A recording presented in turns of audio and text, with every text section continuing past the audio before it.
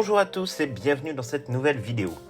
D'habitude, lorsque l'on vous présente une vidéo sur un personnage, généralement on connaît à peu près tout de son histoire, ou sinon on peut en tirer éventuellement quelques conclusions au cas où J.K. Rowling n'aurait pas précisé le sort réservé à ce personnage de manière explicite, par exemple après la bataille de Poudlard.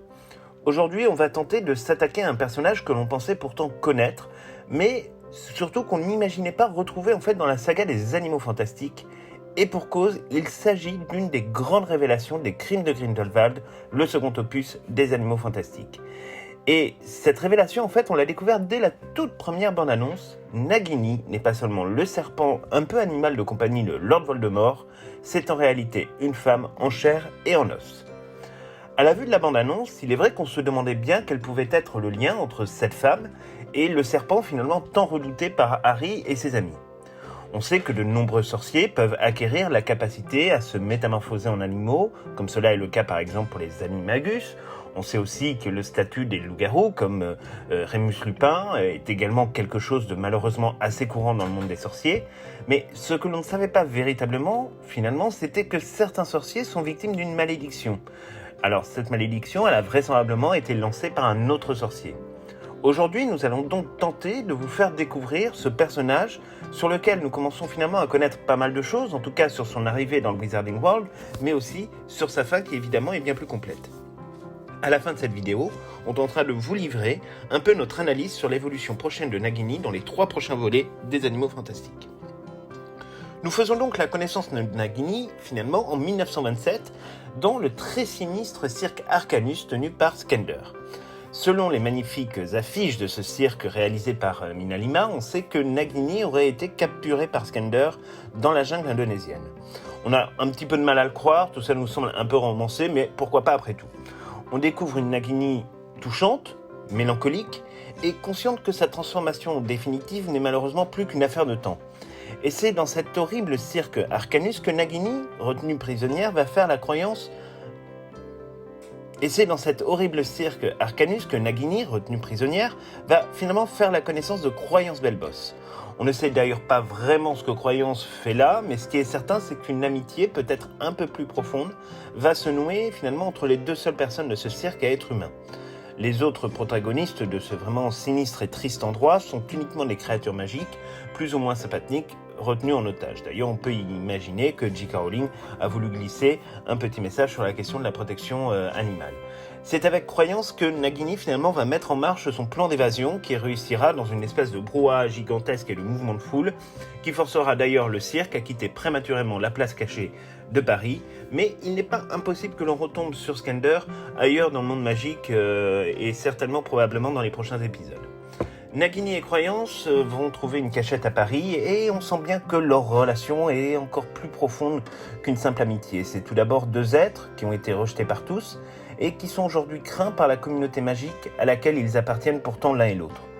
On ne connaît pas exactement les conditions de capture de Nagini. On ne connaît pas encore son histoire familiale, on croit comprendre qu'elle est effectivement désormais seule, on sait aussi que cette malédiction se transmet de mère en fille et qu'il s'agit d'une malédiction du sang qui ne se soigne pas. Sorti de là, finalement, on ne sait pas trop ce qu'il y a au fond de l'histoire de Nagini.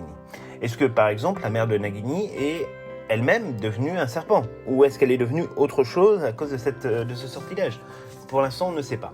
Nagini se montrera auprès de Croyance comme étant la première personne à vraiment tenter de comprendre son malheur, sa quête d'identité et ce pouvoir finalement qui le dépasse. On la sent en soutien à sa quête des origines, mais au final, comme son rôle d'amie l'exige, elle essaye aussi de lui montrer qu'une autre vie pour lui est possible, et que ce qui le façonne n'est pas dans le secret de ses origines, mais bel et bien dans la manière dont il va souhaiter construire son avenir et son futur. Il faut dire que Nagini, quelque part, l'envie, car lui a la vie devant lui, alors qu'elle n'a plus que très peu de temps avant de se transformer définitivement, et elle sait que là-dessus, malheureusement, elle n'aura absolument aucun échappatoire, alors que Croyance a les moyens de poursuivre sa vie, désormais libre de l'influence de son horrible mère adoptive, ou encore de Skender, qui le traite comme un sous-assistant. Le drame de Nagini, au final, c'est de voir sa vie se terminer, de constater qu'un jour elle sera en incapacité de redevenir humaine, après une toute dernière transformation. Ce que l'on ne mesure pas pour le moment d'ailleurs, c'est de savoir si même sous sa forme animale, elle continue à agir comme une humaine. Nagini, en tout cas, ce n'est pas une grande fan de Grindelwald. Elle accompagne aux croyances dans sa quête d'identité, à la recherche de ses origines, mais ne cherche pas finalement à aller plus loin. Elle ne fait pas confiance à Grindelwald, dont elle a reconnu que les idées et les actions sont néfastes et ne correspondent pas à l'idée qu'elle se fait de l'avenir du monde des sorciers.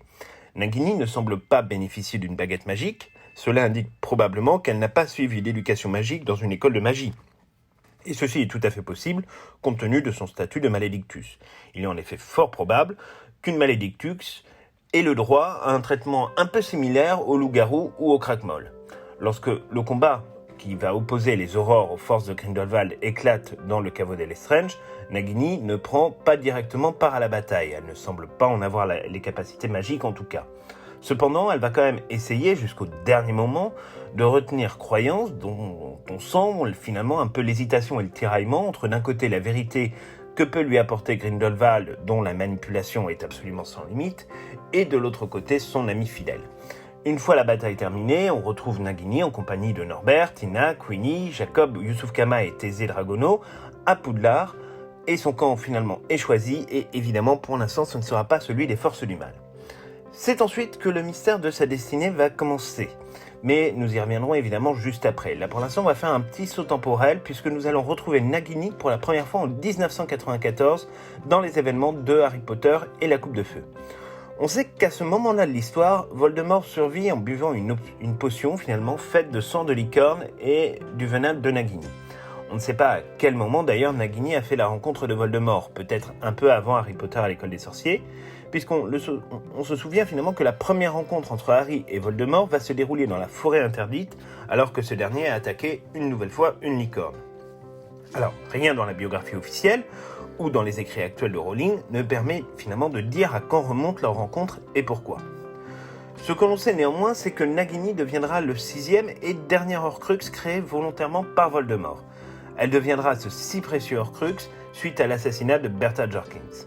Cet Horcrux a d'ailleurs une importance très particulière car c'est au final la première fois que Voldemort va nouer une partie de son destin et de son âme à une créature vivante. Il ne l'avait jamais fait de manière consciente et finalement découvrira le statut d'Horcrux d'Harry Potter que bien plus tard. Harry, au final, n'aurait jamais dû être un Horcrux, évidemment, et leur nombre aurait donc dû se limiter uniquement à ceux que l'on connaît. Jusqu'à présent, Voldemort n'avait enfermé qu'une partie de son âme dans des objets dont la magie et le symbolisme finalement étaient extrêmement puissants. On peut citer la coupe d'Elgapoufsouffle, la bague d'Aegon, le diadème de Rowena Serdaigle, le médaillon de Salazar Serpentard ou encore son journal qui remontait à l'époque de sa scolarité à Poudlard, et dont on peut penser d'ailleurs qu'il s'agit du tout premier Horcrux, créé probablement à l'occasion de la mort de Mimi Géniard, même si cela reste une théorie. Nagini contrevint donc à cette règle. Est-ce en raison d'une urgence qui lui semble vitale? Est-ce là aussi, pourquoi pas, un accident? Ou est-ce un choix délibéré? Enfin, on a beaucoup de questions sur la manière dont Voldemort a imaginé la création de cet Horcrux. Dans Harry Potter et l'Ordre du Phénix, Nagini, on se souvient, est envoyée en espionne dans l'enceinte même du ministère de la Magie afin de surveiller ce qu'il se passe au département des mystères autour de la prophétie. C'est en cela que l'on comprend que Nagini n'est pas un serpent finalement lambda. C'est quelque chose d'autre. Voldemort entretient une relation très particulière et presque de complicité avec ce gigantesque serpent. Alors, évidemment, sa maîtrise du fourche-langue est une raison qui pourrait paraître suffisante. Néanmoins, cela va quand même plus loin. Son statut d'Horcrux n'a fait évidemment que renforcer la mainmise de Voldemort sur Nagini. Ils peuvent échanger et il peut même prendre le contrôle du serpent tout en lui donnant des ordres par exemple. C'est pour cela d'ailleurs que Voldemort confie toujours à Nagini des rôles pour le moins importants comme la surveillance de Godric Solo ou encore la mission dont on vous parlait précédemment au ministère de la Magie. Aucun mange-mort ne semble avoir autant droit à une confiance presque aveugle de la part de Voldemort, et à aucun moment Voldemort d'ailleurs n'élèvera la voix ou ne remet en cause la loyauté de son serpent, contrairement à ce qu'il se passe pour de très nombreux mange-morts, y compris les plus proches. C'est donc une pièce maîtresse dans le dispositif de Voldemort, et c'est peut-être celle qui, au final, aura eu le plus grand rôle. Nagini est absente des événements de Harry Potter et le Prince de Sang Mêlé. Il est tout à fait possible qu'elle soit en mission pour Voldemort quelque part, mais de cela, finalement, on ne sait pas véritablement grand-chose. On sait que Dumbledore commence à cette époque-là à s'interroger sur la proximité de Voldemort avec ce serpent, et finalement, les crimes de Grindelwald nous permettent de comprendre peut-être un petit peu pourquoi, mais on y reviendra un petit peu plus tard. Dans Harry Potter et les reliques de la mort, Nagini prend sa place dès le début du livre, et aussi du film, en dévorant le cadavre de Charity Burbage, qui était membre du corps professoral de Poudlard, en charge de l'étude des Moldus. Elle sera ensuite envoyée à Godric Hollow, où elle assassinera Bathilda Tournesac, avant de prendre possession de son corps dans un moment digne des plus grands films d'horreur, et on va pas vous mentir, nous on déteste les serpents. Lorsque Harry se rend en compagnie d'Hermione sur la tombe de ses parents, Nagini, qui est toujours déguisée en Bathilda Tournesac, va finalement attaquer Harry Potter dans une volonté assez flagrante de le tuer ou tout du moins de le capturer. Nagini va appeler Voldemort, ce qui constitue là aussi une autre marque de cette relation très particulière dans la mesure où Nagini ne dispose pas, évidemment, par exemple, d'une marque des ténèbres ou d'un moyen de communication magique.